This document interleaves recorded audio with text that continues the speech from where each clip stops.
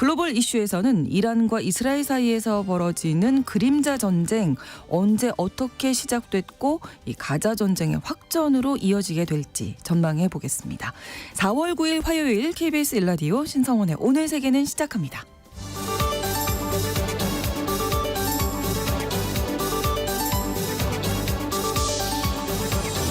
오늘 세계는 헤드라인 뉴스.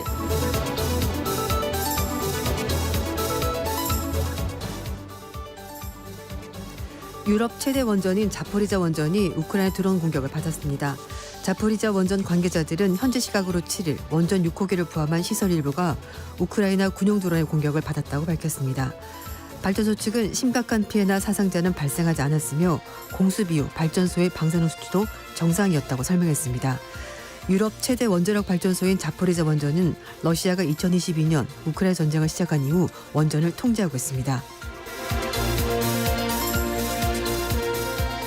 치안이 불안한 IT에 체류하던 우리 국민들이 철수하고 있습니다. 외교부는 8일 출입기자단에 보낸 문자 공지를 통해서 우리 국민 11명을 헬기편으로 도미니카 공화국으로 안전하게 철수할 수 있도록 지원했다고 밝혔습니다. 이번 철수로 현재 IT에 남아있는 우리 국민 수는 약 60명입니다. IT에서는 2021년 7월 모이즈 대통령 암살 이후에 혼란이 거듭되고 있는데요. 최근엔 반정부 시위 격화와 갱단의 유혈 폭동 등 불안정한 치안 상황이 이어지고 있습니다. 미국, 영국, 호주의 안보협의체인 오커스가 일본을 합류시키는 방안을 검토하고 있다고 밝혔습니다. 미국, 영국, 호주 3국은 양자 컴퓨팅, 해저, 극초음속, 인공지능, 사이버 기술을 공동으로 개발할 방침인데요. 여기에 일본이 신규 회원국으로 합류하는 방안을 논의하고 있다고 밝혔습니다. 제닛 옐런 미 재무장관이 중국에 대한 추가 관세를 배제하지 않는다고 밝혔습니다. 중국을 방문한 옐런 장관은 미국은 저가 중국산 제품 수입으로 인한 새로운 산업이 파괴되는 것을 결코 용납할 수 없다면서 추가적인 대중관세 부과 가능성을 언급했습니다. 옐런 장관은 미국 정부는 앞으로 중국이 미국의 고용을 위협할 수 있는 정책을 수정하도록 압박을 가할 것이라고 밝혔습니다.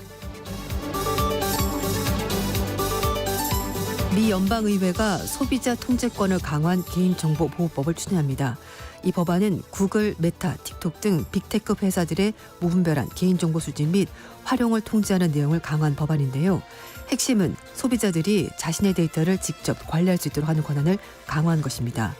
소비자들은 자신의 데이터에 접근, 수정 및 삭제를 요구할 수 있고 표적 광고를 거부할 수도 있게 됩니다.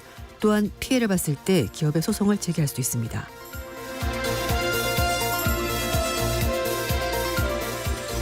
교황이 성전환 수술과 대리모 관행을 인간 존엄성에 대한 중대한 위협이라고 선언했습니다. 교황청은 현지 시각으로 8일 신앙교리부 선언문에서 성전환 수술과 대리모를 낙태, 안락사와 동등한 수준으로 인간 생명에 대한 하느님의 계획을 위반한 행위로 간주했으며 프란시스코 교황이 이를 검토, 승인, 서명했다고 밝혔습니다. 교황청은 대리모 문제에 대해서 아기는 항상 선물이지 결코 상업적 계약의 기초가 될 수 없다면서 대리모와 아이의 존엄성을 모두 침해한다고 규정했습니다. KBS 1라디오 신성원의 오늘 세계는 오늘의 헤드라인 뉴스로 시작했습니다. 오늘 외신캐스터 조윤주 씨가 수고해 주시는데요. 자, 이번에는 키워드로 뽑은 국제사회 소식을 함께 살펴보겠습니다. 오늘 첫 번째 키워드로 창과 방패의 대결이라고 하셨어요. 네, 그렇습니다. 미국과 중국 얘기인데요. 정말 끝나지 않는 싸움. 그렇습니다. 만나기만 하면 싸우고 서로 공격과 방어를 주고받는 그 두 나라인데요. 네. 제닛 옐런 미 재무장관이 중국을 방문했습니다. 그래서 중국 가서 전기차, 태양광 패널 등 중국이 소위 말해서 잘하는 분야, 이게 과잉 생산이라면서 공개적으로 문제를 제기했고요. 네. 중국은 자국의 생산 능력이 글로벌 녹색 성장에 기여했다면서 오히려 미국이 보호무역 조치를 취해서는 안 된다라고 주장했습니다. 네.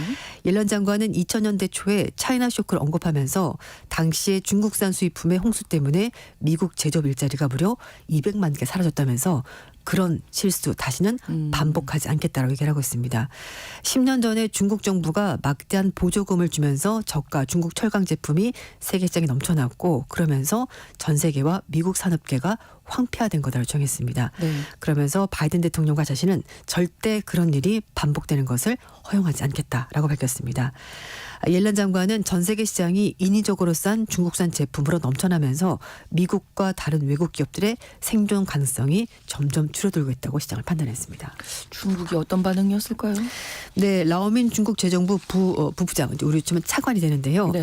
전 세계적으로 신재생 에너지 그리고 뭐 요즘엔 전기차, 뭐 하이브리드 자동차 이런 거 많지 그렇죠. 않습니까? 거기다가 태양광 발전 설비 수요가 폭발하고 있고 네. 이걸 결국 중국이 다 감당하는 것 아니냐. 그러니까 결론적으로 중국은 글로벌 기후 변화에 대해서 잘 대응을 하고 있고 녹색 발전에 긍정적인 공을 했는데 이거에 대해서 좀 더 객관적으로 평가를 해달라라고 말했습니다. 그러면서 미국이 추구하는 보호무역주의는 과잉 생산 능력 문제를 해결하는 데 전혀 도움이 되지 않는다면서 일부 선진국들이 안보를 일반화하면서 녹색 보호주의 조치를 수위를 높이는 것을 중국은 단호히 반대하고 오히려 중국 기업에 대해서 뭔가 심각하게 제재를 가하는 것 절대 좌시하지 않겠다 이렇게 말했습니다. 늘 그래왔지만 네. 미국과 중국 뭐 입장이 완전 상반되니까요. 네, 맞습니다. 근데 결론적으로 좀 정리를 해보면 네. 지금까지 중국이 아주 값싼 제품을 전 세계 시장에 공급하지 않았냐. 네. 그런데 이제 와서 이런 싼 제품 때문에 미국 산업이 피해를 입었다고 주장하는 것은 앞뒤가 맞지 않는다라는 것이 중국 주장이고요. 네. 게다가 품질이 좋고 가격이 싸니까 시장에서 잘 팔리는 것 아니냐. 우린 경쟁력이 있다. 네. 얘기를 하고 있고 반면에 미국은 미국에서는 또 지금까지 어쨌든 중국이 싼 인건비 거기에다가 아까 말씀드렸듯이 이제 정부가 지원금을 지원 줬잖아요. 적극적으로 지원을 예. 했죠. 네. 그렇다 보니까 이거는 불공정한 경쟁이었다. 그래서 다른 나라들이 아예 경쟁을 할 수 없을 정도로 물건을 싸게 파니까 피해를 보는 것 아니냐. 이렇게 얘기를 하는 겁니다. 중국은 옐런 장관의 방중 기간에 미국이 중국 기업에 대해서 제재를 해제해야 된다. 이런 입장도 같이 전달했는데요. 이른바 다원화를 이유로 양국 및 세계 정상적인 이 무역 투자 교류 이런 거에 대해서 타격을 줘서 절대 안 된다고 말하면서 중국은 중국 기업에 대한 제재 그리고 여러 가지 뭐 불이익 이런 거에 대해서 엄중하게 대처를 하겠다라고 밝혔습니다. 네. 한편 또 두 나라가 이번 달 중순에 워싱턴 DC에서 월드뱅크 그리고 IMF가 춘계회를 여는데요. 그때는 경제 금융 분야에 대해서 워킹그룹 소집해서 회의를 각자 열기로 했는데요. 네. 옐런 장관이 4일부터 중국 방문했고요. 5일 6일에 경제 책임자 허리펑 국무원 부총리 만났고 7, 8일에 재정부 장관 그리고 중국 이민은행장과 각각 회동해서 여러 가지 얘기를 했고 두 나라 모두가 각자 불만 하고 싶은 말 다 했습니다. 만나서 좀 이게 접점을 찾는가 그걸 희망했을 텐데 그렇지는 않았다. 입장차가 확연히 다르다는 네. 걸 확인했다. 맞습니다. 그렇습니다. 자, 두 번째 키워드는 통념과는 다른 결과인데요. 어떤 네. 결과가? 우리가 보통 뭐 젊은 사람들은 좀 진보적인 성향 그리고 이제 나이가 들면 약간 보수적으로 사람이 바뀐다. 그렇게 일반적으로 생각하죠. 얘기를 하잖아요. 네. 근데 네. 이번에 미국 대선 후보 선호도를 조사해봤더니 네. 결과가 달랐습니다. 그래요. 예. 트럼프 전 대통령을 MZ 세대들이 더 좋아했고요. 오. 바이든 대통령은 노년층에서 지지율이 올라간 것으로 파악이 됐습니다. 네, 정치 전문 매체 폴리티코가 최근에 여론조사에서 양당 후보에 대한 각 세대의 지지 구조가 크게 바뀌었다면서 이번 선거 구조에서 뭔가 변화가 있을 것 같다라고 전망을 했습니다. 네.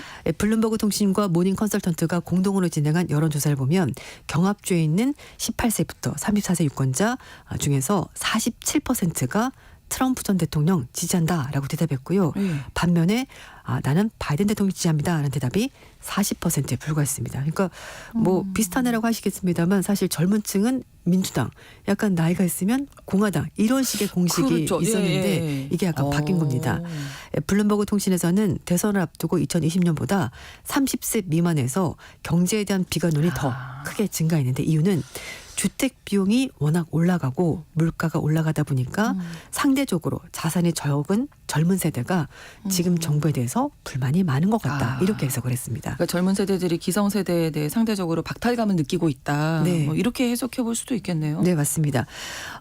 그 NPR과 PBS가 진행한 전국 여론조사에도 트럼프 전 대통령은 MZ 세대에 걸쳐서 바이든 대통령보다 2%포인트 앞섰습니다. 그리고 바이든 대통령은 45세 이상 유권자들에서 트럼프 전 대통령보다 7%포인트 앞섰고요. 그러니까 이전 대선과는 분위기가 달라졌는데 폴리티코에서는 전통적인 지지 구조와 다른 최신 여론조사가 크게 바뀐 여론조사 방법 때문이다라고 얘기를 하고 있는데 유선 전화를 해가지고 여론조사하면 안 받으시죠? 저는 잘 안 받거든요. 저도 잘 안 봐요. 저도 나이가 있는데도 좀 귀찮기도 아, 하고. 그렇죠. 유선전 전화를 그렇죠. 안 받는 거군요. 그렇죠. 젊은 세대들은 아예 안 받죠. 그러니까 이렇게 해서는 정확하게 젊은 사람들의 그러네요. 표심을 알 수가 없다라는 거죠. 그리고 뭐 휴대전화 한다고 하더라도 사실 뭐 그렇게 많이 받을 가능성이 높지가 않다는 거죠. 그래서 그럼 이것 때문인가라는 해석도 있긴 한데 그래서 젊은 유권자들이 좀 쉽게 접근하는 방식 문자로 휴대폰 문자로 해봤는데 네. 거기에서도 마찬가지로 바이든 대통령 지지율은 35%, 트럼프 대통령 25% 조금 다르긴 합니다만 그 캐든 주니어가 23% 이렇게 나왔는데요. 네. 2020년 대선에서 바이든 대통령이 트럼프 전 대통령에게 20%포인트 이상 앞섰던 것과 비교를 하면은 이 격차가 지금 상당히 많이 줄었습니다. 그러네요. 네. 반면에 이제 노년층이 바이든 대통령을 지지한다. 네, 맞아요. 어. 뉴욕타임스가 지난 2월 달에 조사한 여론조사를 보면 65세 이상 유권자는 바이든 대통령을 트럼프 전 대통령보다 더 선호하는 것으로 나타나는데요. 51%, 42% 이렇게 나왔습니다. 차이가 있습니다. 그러네요. 그리고 바이든 대통령은 퀴니피악 대학의 여론조사에서도 65세 이상 유권자들 사이에서 트럼프 전 대통령을 8%포인트 앞섰는데요. 말씀인 것처럼 이 공화당이 노년층에게 우세를 보였던 최근 선거와는 상당히 다른 모습이라고 폴리티코가 평가를 했습니다. 그러니까 나이가 들수록 보수화 경향이 커진다는 점을 감안하더라도 굉장히 좀 이례적인 부분이 있는데요. 폴리티코는 트럼프 전 대통령은 2020년보다 흑인과 라틴계 유권자들 지지를 더 많이 받고 있는 반면에 바이든 대통령은 백인 유권자들 사이에서 지지를 계속 잘 유지하고 있는 것 같다라고 지금 현상을 설명을 했습니다. 그동안의 그 전통적인 지지 구조와 좀 달라진 건데 이게 또 선거에서 어떤 영향을 미칠지 맞아요. 이게 만약에 되겠습니다. 표로 연결이 된다면 그러게요. 조금 다른 결과가 나올 수도 있지 않을까 싶습니다. 네, 아무튼 흥미로운 미국 네. 대선 소식이었고요. 자, 그리고 세 번째 키워드가 한 이불을 덮는 것만이 능사가 아니다. 보통 어르신들이 네. 아무리 부부 싸움을 해도 한 이불을 덮으라고 말씀을 하시는데 하시는데 그게 능사가 아니다. 맞아. 아니었습니다. 바뀌었습니다. 이것도 세상이 바뀌었습니다. 그렇군요. 네. 미국인 중에서 30%가 파트너 또는 배우자와 서로 다른 공간에서 잠이 든다. 그래서 이제 미국에서는 sleep divorce. 수면 이혼. 네, 잠은 따로 잔다는 건데요. 미국의 수면의학회에 따르면 성인 2,005명을 대상으로 온라인 설문조사를 해봤더니요. 네. 침대를 같이 사용하는 사람들을 받아들이기 위해서, 그러니까 둘이 같이 자기 위해서 어떤 조치를 취했습니까? 라고 물어봤더니 네. 응답자의 35%가 가끔 또는 계속해서 네. 각방을 씁니다. 그러니까 내가 이제 이 사람과 계속 같이 살려면 차라리 잠이라도 좀 편하게 자자. 그럴 수 있습니다. 네, 그래서 남 얘기가 아니네요. 뭐 왜 저는. 그러냐라고 물어봤더니 네네. 코를 너무 심하게 곤다. 너무 뒤척거린다. 내가 잠을 잘 수가 없다. 그럴 바엔 차라리 각자 자는 것이 좋겠다. 뭐 이렇게 그렇죠. 대답했다고 합니다. 그래서 이거 좀 세대별로 차이가 있었는데요. 네. 밀레니얼 세대, 그러니까 27살부터 42살까지는 43%가 각방을 쓴다. 네. 따로 잔다라고 말했고요. X세대는 43살부터 58살까지인데요. 네. 좀 떨어집니다. 33%가. 그래도 같이 자자. 맞아요. 저희 X세대 아닌가요? 맞아요.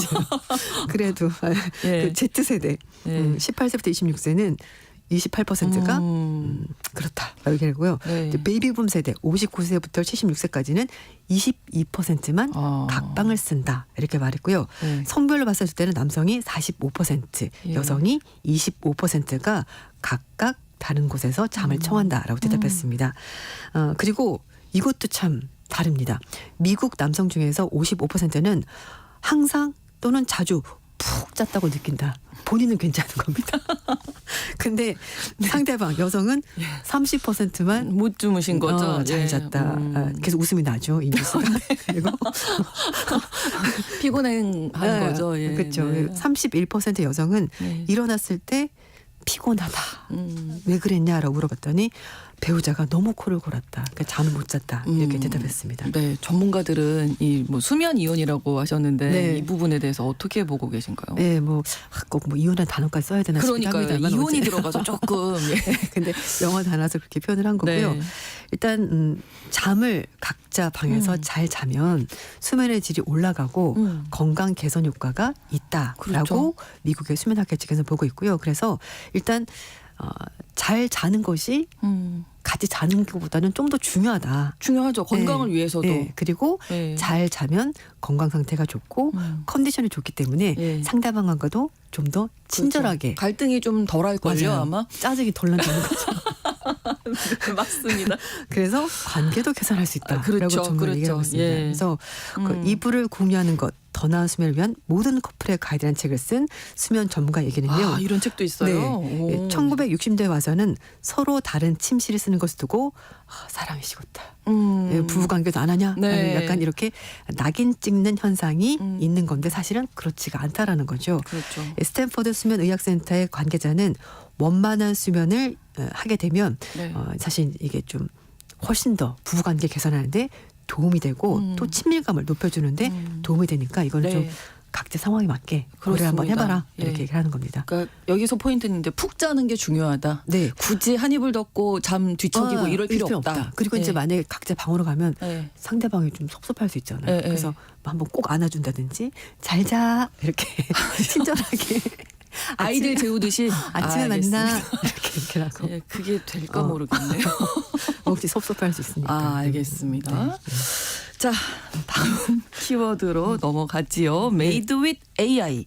또 AI 얘기가 나왔네요. 맞습니다. 네. 요즘 AI로 뭐 글도 쓸 수 있고 네, 네, 네. 뭐 영상도 만들 수 있고 사진도 만들 수 있고 이렇게 되는데 사실 네. 이게 구별이 안 되거든요. 그렇죠. 네, 그래서 이제 이렇게 AI로 만든 것은 Made with AI라고 그 제품이 이제 쓰는 겁니다. 내가 만약에 사진을 만들었으면 그게 이제 찍게 되는 건데. 아, 표시를 해주는 네, 거군요. 맞아요. 그래서 메타 측에서는 5월 달부터 뭐 페이스북, 인스타그램 등 플랫폼에 게시되는 AI 생성 컨텐츠에 대해서 Made with AI 라벨을 붙이겠다라고 밝혔습니다.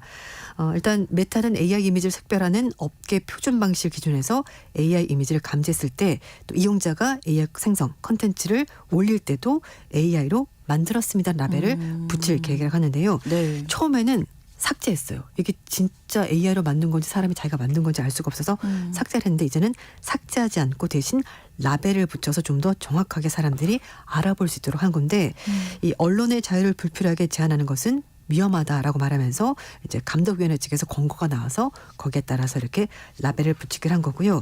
메타를 포함한 주요 다른 빅테크 기업들도 이와 같은 이제 라벨을 붙인 정책을 도입하고 있는데 지난 2월 달에 독일 위넨 안보회의에서는 구글, 메타, 오픈AI 등 주요 빅테크 기업 20개 기업이 모여서 네. 선거를 앞두고 여론 속에는 AI 콘텐츠 유포 방지를 위해서 서로 노력하기로 합의했으니까 네. 사실 이런 것들이 다 뭐 가짜 뉴스, 가짜 이미지를 좀 그렇죠. 걸러내기 위해서 만든 예, 예. 하나의 안전장치 이렇게 보시면 될 것 같습니다. 왜 네. 우리 음식 그 마트 같은 데 가서 이제 식품 살 때도 원산지 GM, 표시. 그렇죠. 원산지도 있고 GM인지 아닌지 알아야 되는 그렇죠, 그렇죠. 그런 거라고 보시면 될 것 같습니다. 아예 이제 표시를 해주는 게 이제는 중요하겠다 이런 맞습니다. 생각도 들고요. 다음 소식으로 그 속도를 줄이면 아무것도 할 수 없어요라고 네. 키워드 정하셨는데 이건 어떤 얘기인가요? 네.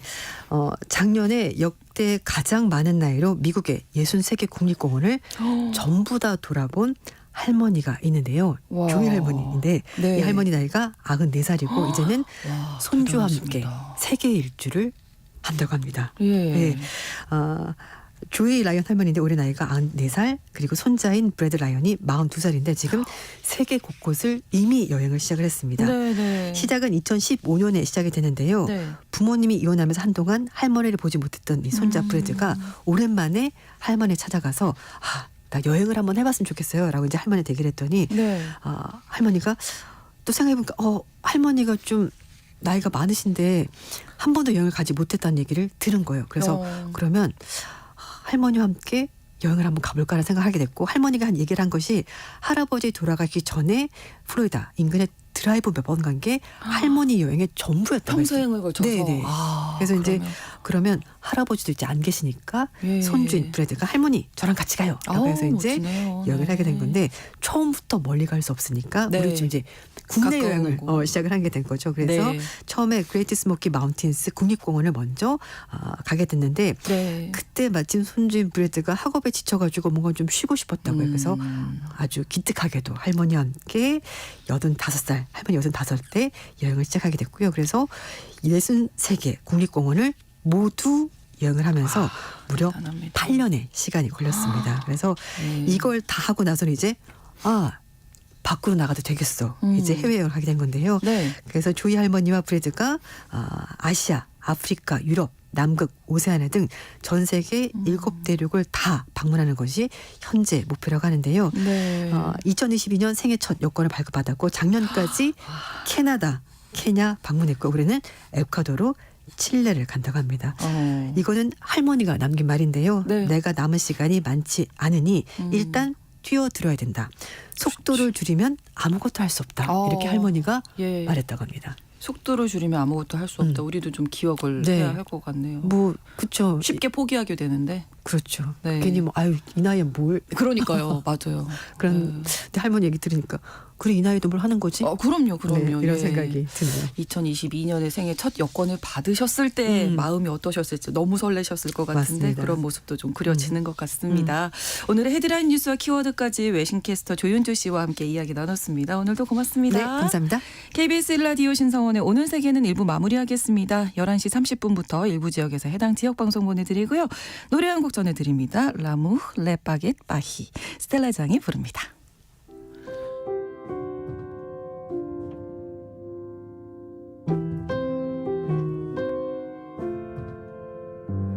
C'est drôle, je ne sais pourquoi. Ça me fait toujours penser à toi. Pour plein d'autres gens, c'est la magie, l'amour, les baguettes, Paris. Toujours au même endroit, comme si c'était hier, je te vois. Pour plein d'autres gens, c'est la magie, l'amour, les baguettes, Paris. Eux voient les lumières, les paillettes, la tour Eiffel, la Seine, les fêtes. Mais moi, quand j'arrive sur cette rue, je pense à toi qui ne réponds plus. Même si je ne te revois pas, tu seras toujours une partie de moi. Pour plein d'autres gens, c'est la magie, l'amour, les baguettes, Paris.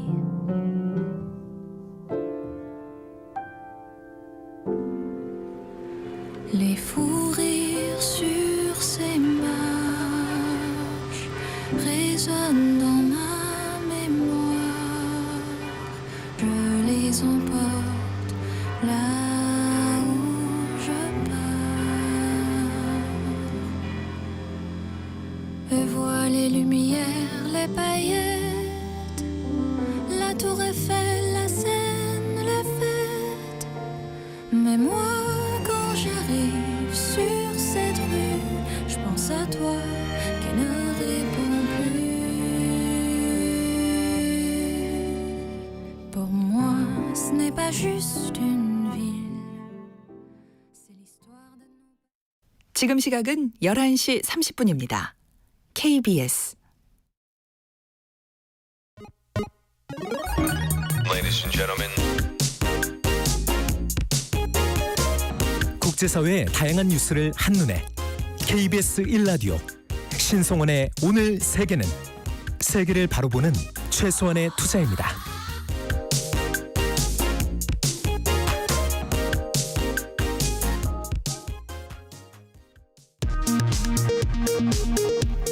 이 시각 라디오 정보센터 뉴스입니다. 한동훈 국민의힘 비상대책위원장 겸 총괄 선거대책위원장은 4.10 총선을 하루 앞둔 오늘 이렇게 무도하고 뻔뻔한 야당을 견제할 수 있는 최소한의 의석을 달라고 호소했습니다.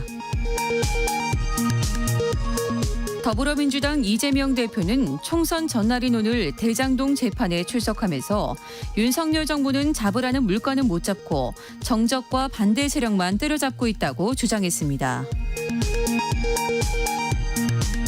한동훈 전 법무부 장관의 인사청문 자료 유출 의혹을 수사하고 있는 경찰이 지난 4일 MBC 기자를 소환 조사한 것으로 전해졌습니다. 수백억 원 4번대 임금 퇴직금 체불 혐의로 지난해 9월 구속된 박현철 위니아전자 대표이사가 법원의 보석 결정으로 석방돼 불구속 상태에서 재판을 받고 있는 사실이 뒤늦게 확인됐습니다. 어젯밤 경기도 성남시 분당구 일대에 전기 공급이 끊겨 시민들이 4시간 넘게 불편을 겪었습니다. 한전 측은 전력 설비 문제로 정전이 발생했다고 밝혔습니다. 지난달 극장 매출액이 1년 전에 비해 45.7% 증가한 1,166억 원을 기록한 가운데 한국영화 매출액은 274.1% 증가한 803억 원을 기록해 역대 최고치를 기록했습니다. SK온의 미국 법인인 SK배터리 아메리카가 지난해 조지아주 공장의 배터리 화재와 관련해 미국 노동부로부터 1억 400여만 원의 과징금을 부과받았다고 로이터 통신이 보도했습니다. 회사 측은 절차에 따라 합당하게 소명하겠다고 밝혔습니다.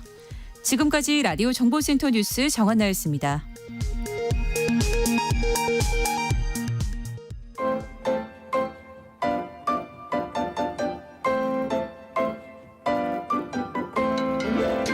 통신원 취재 수첩.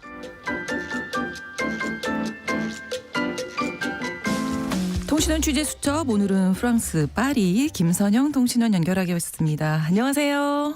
네, 안녕하세요. 저 프랑스에서 이 현직 시장이 마약 밀매로 체포된 일이 있었다면서요? 이게 어떻게 된 일인가요?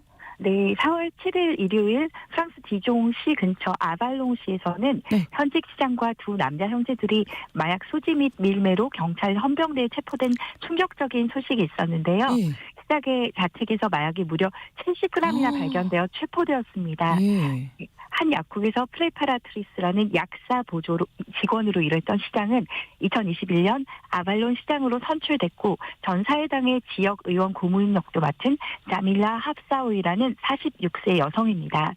그녀 자택과 집무실, 근무하던 약국 등을 압수수색한 경찰 헌병대는 시장 외에 형제 2명 및 총 7명을 용의자로 체포했으며 코카인 983g과 현금 7,000유로, 하나로 약 1,000만 원과 금괴 20개를 발견했다고도 합니다. 네, 엄청난 양의 마약이 또 발견이 돼서 충격을 많이 받았을 것 같은데 그동안 프랑스에서 이 마약 퇴치 활동이 벌어지고 있었다고요?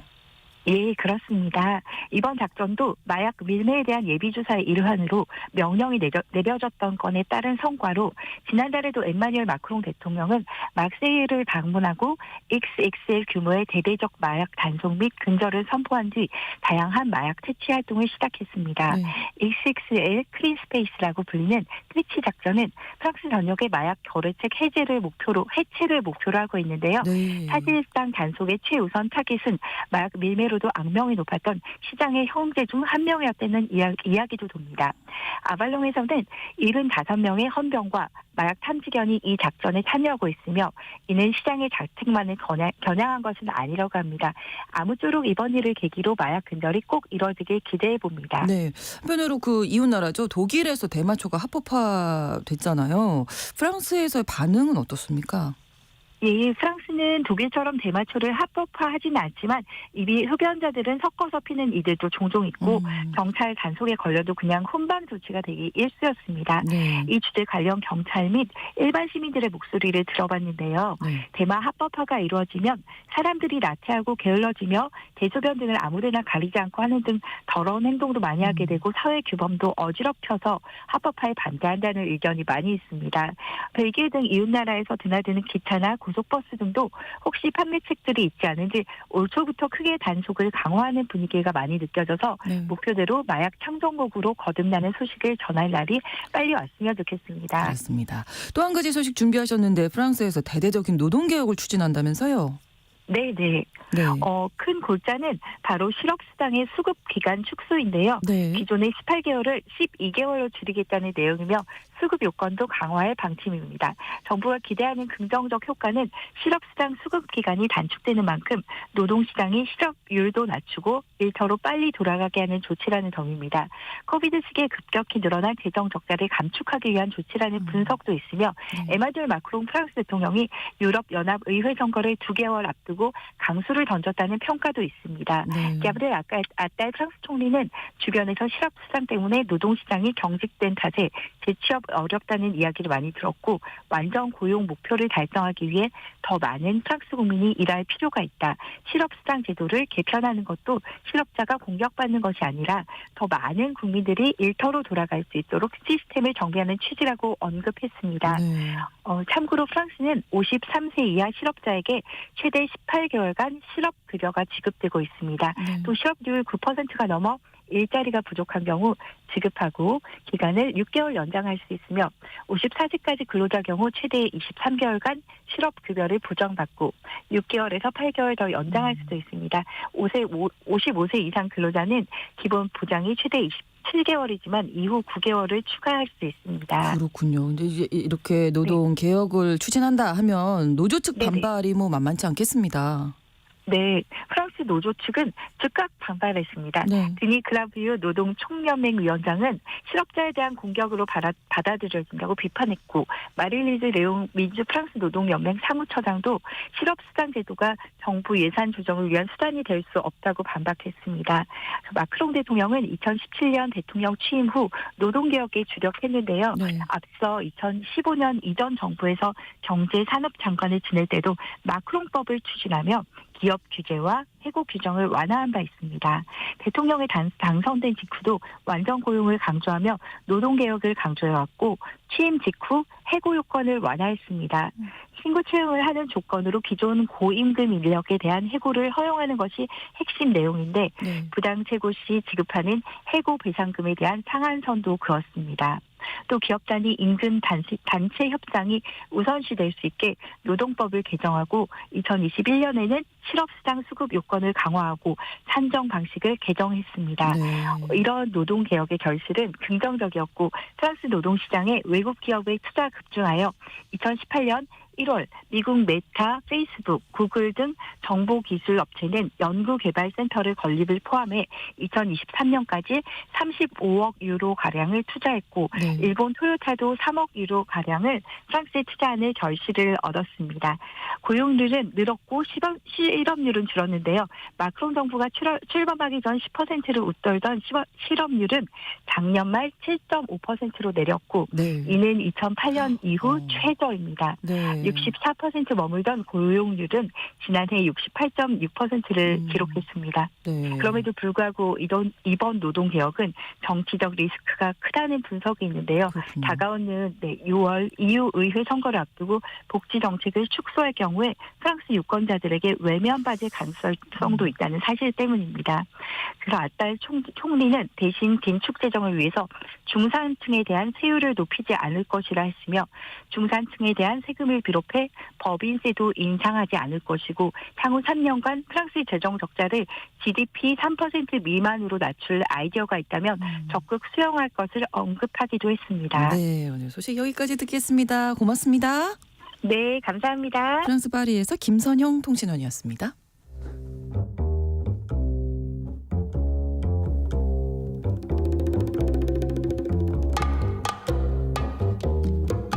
세계를 알면 우리가 보입니다. KBS 1라디오 신성원의 오늘 세계는 글로벌 배송으로 빠르게 찾아갑니다.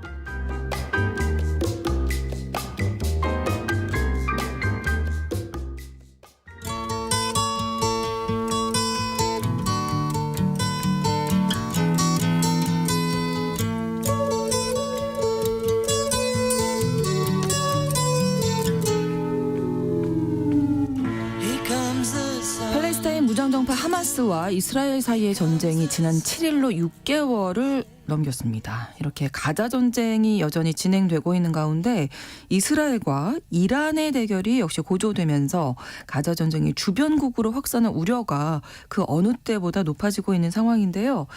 자, 이스라엘과 이란 사이의 분쟁이 왜 격화됐는지, 두 나라 분쟁이 정면 충돌로 이어질지 오늘 알아보겠습니다. 한겨레 신문 정의길 선임 기자와 함께합니다. 어서 오세요. 안녕하세요. 자, 이스라엘이 시리아 이란 영사관 폭격한 이후에 이란이 이 권능의 밤을 전후해서 이스라엘 공격할 것이다. 뭐 이런 얘기가 나오고 있습니다. 이란이 이렇게 공격을 결정한 배경부터 좀 설명해 주실까요? 지난 1일 네.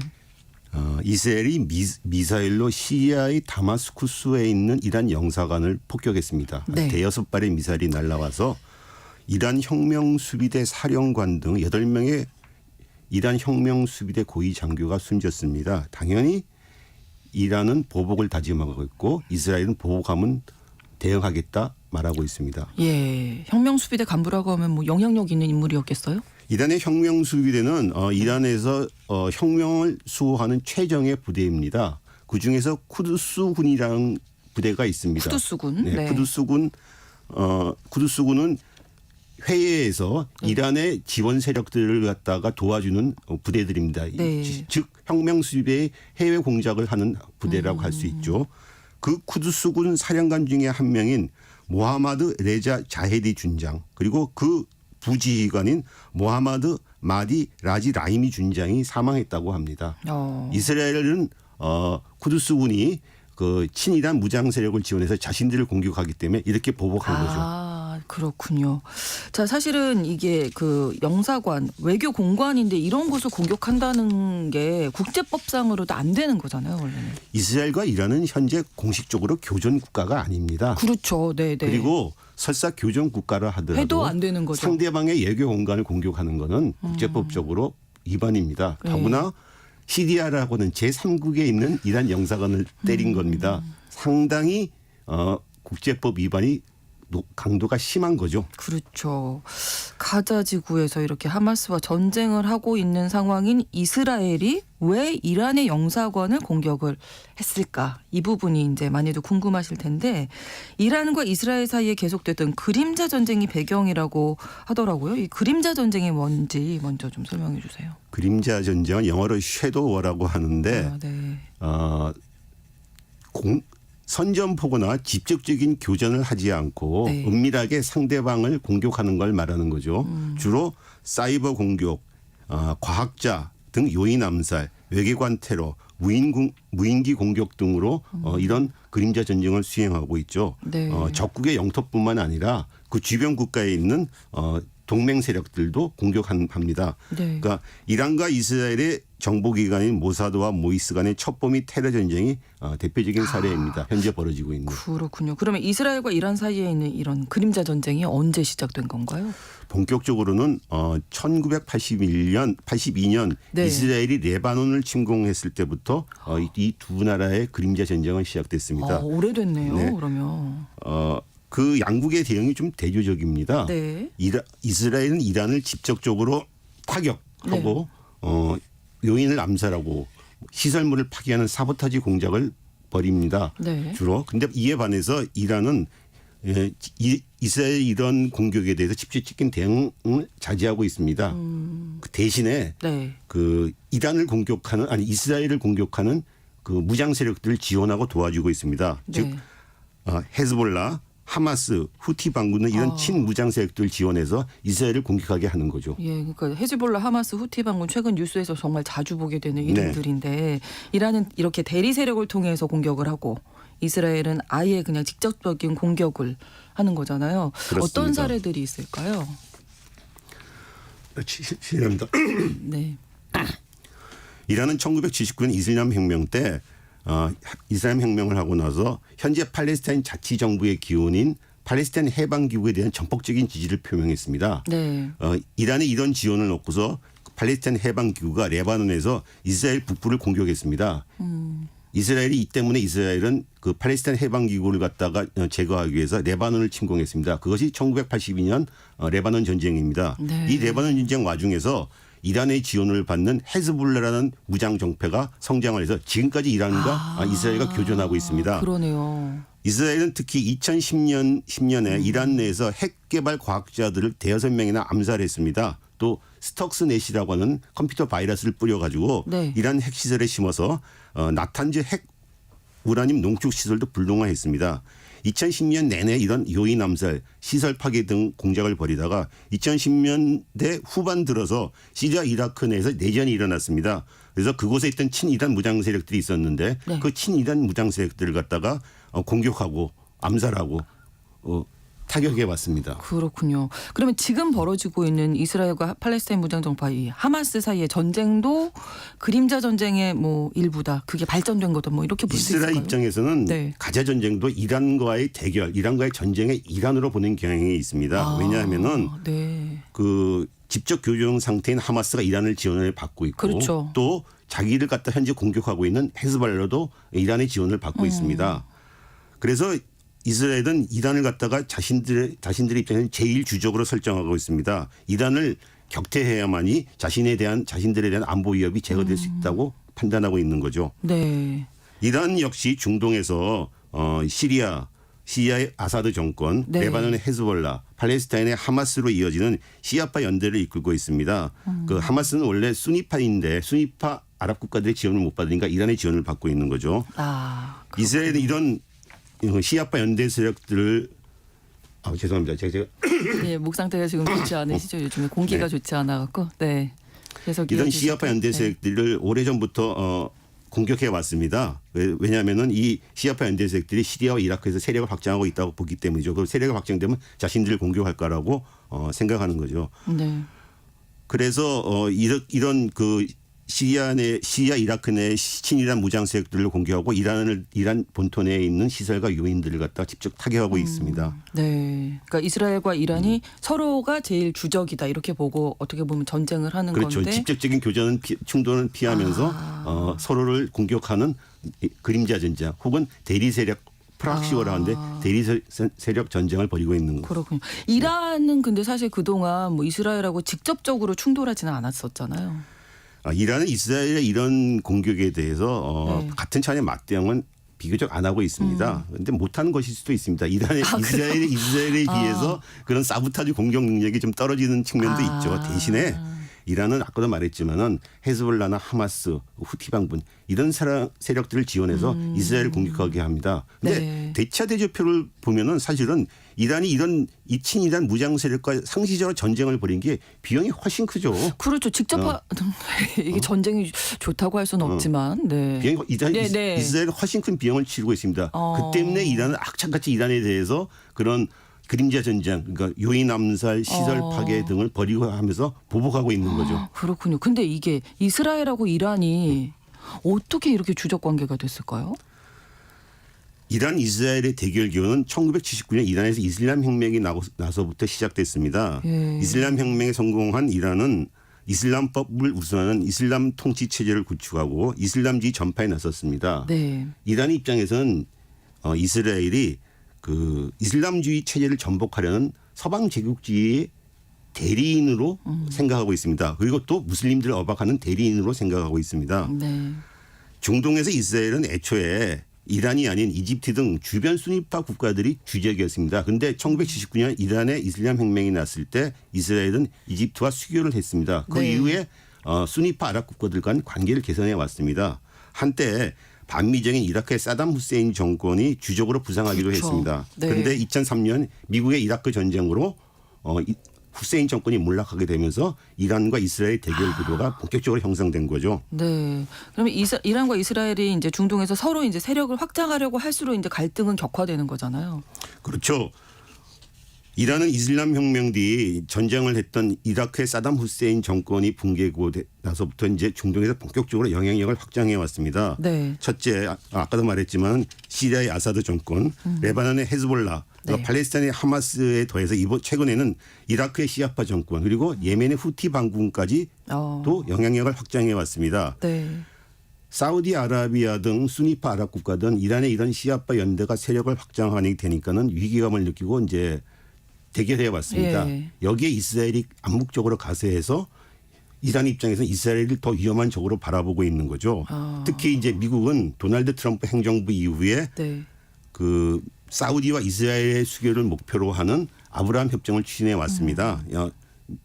이란 입장에서 만약에 이스라엘과 사우디가 수교를 한다면 더 큰 위협이 된다고 보는 거죠. 그렇죠. 이런 배경에서 이스라엘과 이란은 서로를 최대 안보 위협세력으로 설정하고서 이제 지난 40년 동안 그림자 전쟁 혹은 대리 세력 전쟁을 벌여온 겁니다.